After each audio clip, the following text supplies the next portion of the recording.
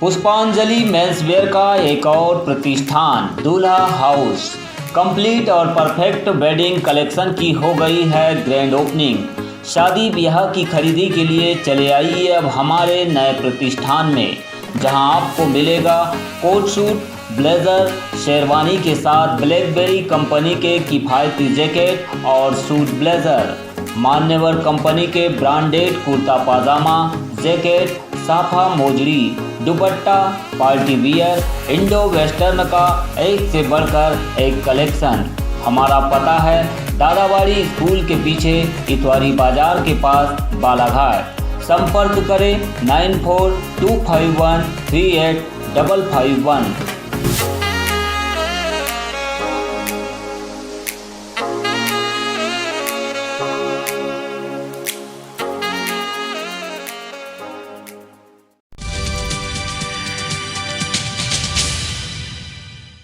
इक्कीस सितंबर न्याय दिवस से 2 अक्टूबर अहिंसा दिवस तक आयोजित एकता परिषद की न्याय और शांति की पदयात्रा आज लांजी मुख्यालय में सभा के माध्यम से संपन्न हुई। इसके पूर्व यह पदयात्रा बकरामुंडी से होते हुए लांजी नगर मुख्यालय के विभिन्न वार्डों का भ्रमण करते हुए खेल मैदान पहुंची, जहां पर एकता परिषद के महासचिव अनीश, प्रदेश संयोजक डोंगर शर्मा, जिला संयोजक सुरक्षा लाल भोंडे, पदयात्रा के प्रभारी हीरामन कोडवते और अमृतलाल मेश्राम जनपद अध्यक्ष ने इस यात्रा के महत्व और उद्देश्य पर अपने विचार रखे। परिषद के महासचिव अनीश ने कहा कि दुनिया भर में आज हिंसा को धंधा बनाया जा रहा है। चाहे राजनीतिक लोग हो या फिर कलाकार, सभी हिंसा को बढ़ावा दे रहे हैं, लेकिन अहिंसा की बात कोई नहीं कर रहा है। नारी के सहयोग बिना सब काम अधूरा है। नारी के सहयोग बिना सब काम अधूरा है। नारी के सहयोग बिना सारा काम अधूरा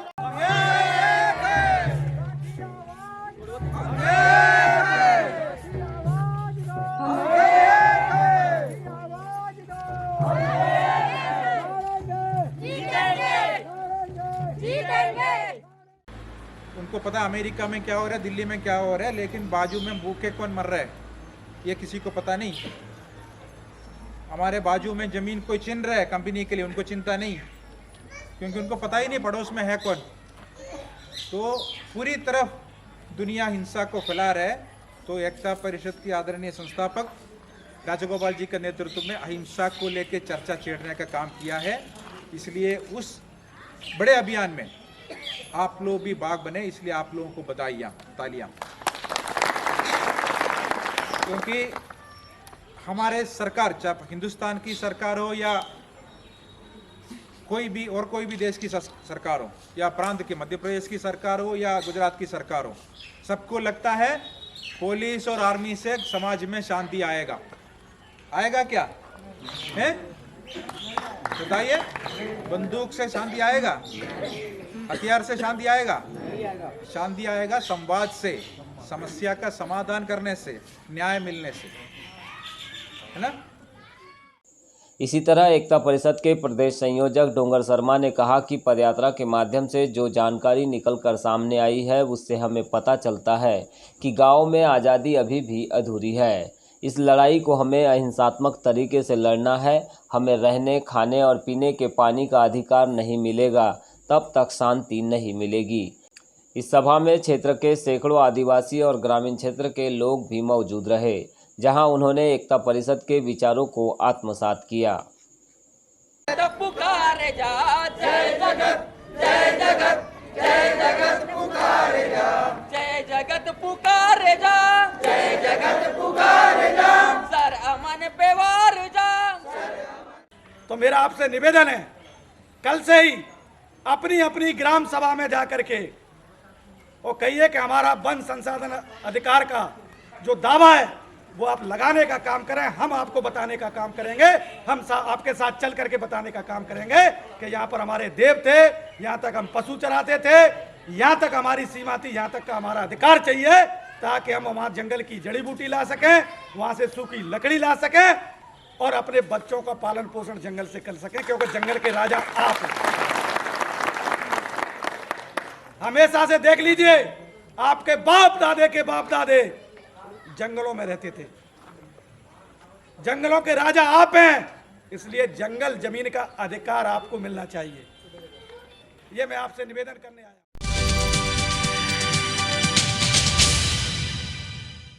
ब्रॉडगेज संघर्ष समिति के द्वारा आज एक दिवसीय धरना उपवास के माध्यम से महाकौशल क्षेत्र में पूर्ण हो चुकी ब्रॉडगेज परियोजनाओं पर ट्रेनों का संचालन किए जाने की मांग की गई। इस मौके पर ब्रांसस के अध्यक्ष अनूप सिंह बैस सहित कांग्रेसी नेता रहीम खान, शहर कांग्रेस कमेटी अध्यक्ष श्याम पंजवानी, मकसूद खान, अन्य लोग मौजूद रहे। धरना उपवास के पश्चात रैली निकालकर स्टेशन प्रबंधक को ज्ञापन सौंपा गया।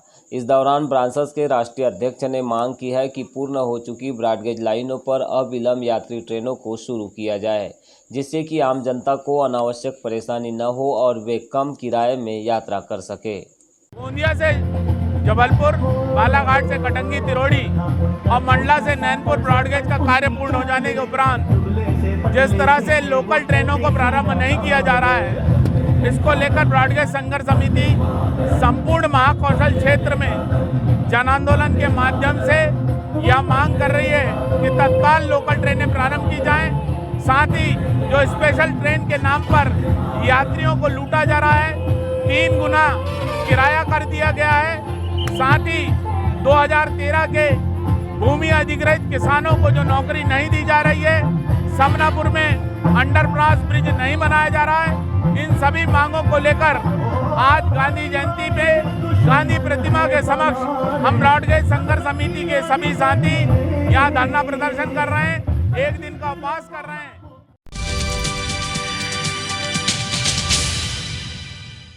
2 अक्टूबर महात्मा गांधी जयंती पर नगरपालिका परिषद बालाघाट के द्वारा स्वच्छता के संकल्प को सार्थक बनाने के लिए रैली निकाली गई और मंचीय कार्यक्रम के माध्यम से स्वच्छता का संदेश दिया गया।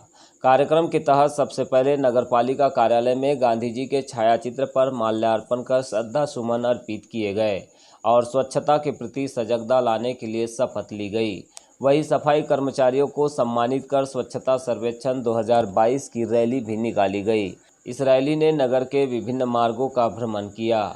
इस मौके पर मुख्य नगरपालिका अधिकारी सतीश मटसेनिया ने नगरवासियों से अपील करते हुए कहा कि अपने घर तथा व्यावसायिक प्रतिष्ठानों का सूखा और गीला कचरा अलग अलग डस्टबिन में रखें और शहर को स्वच्छ और सुंदर बनाने में पालिका प्रशासन का सहयोग करें।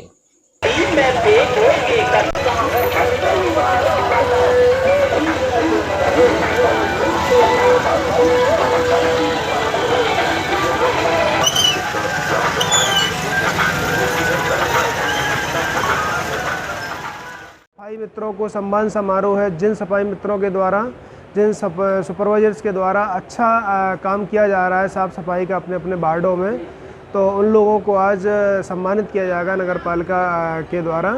और साथ ही साथ इसके अलावा फिर हम लोग श्रमदान करेंगे देवी तालाब और बूढ़ी तालाब में। इसमें पूरा ऑफिस का स्टाफ रहेगा। सफाई मित्र तो हमारे प्रतिदिन करते ही है साफ़ सफाई, लेकिन आज लगभग हमारा 200 का ऑफिस का स्टाफ श्रमदान करेगा बूढ़ी तालाब एवं देवी तालाब में।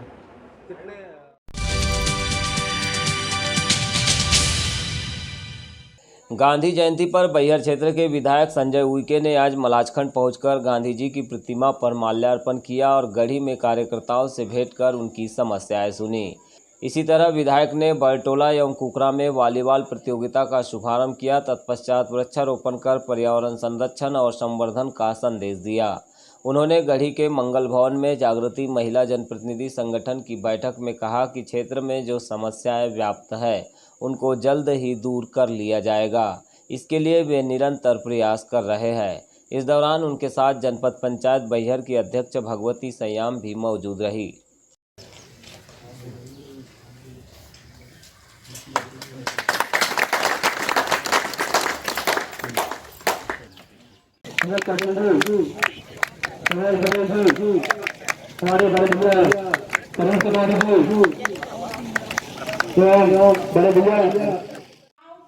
प्लस टोले की सड़कें कुछ अभी जैसे उदाहरण के तहत में देना चाहूंगी। कोई गांव में एक टोला ऐसा होता है कि जहां यातायात का साधन भी नहीं होता, प्लस अभी बारिश होने से बच्चे स्कूल नहीं आ पा रहे हैं। ऐसे बहुत से टोले हैं, उनके लिए क्या है, आवासीय पट्टाधारी किसान होते हैं, वो जमीन देने के लिए इनकार नहीं होते।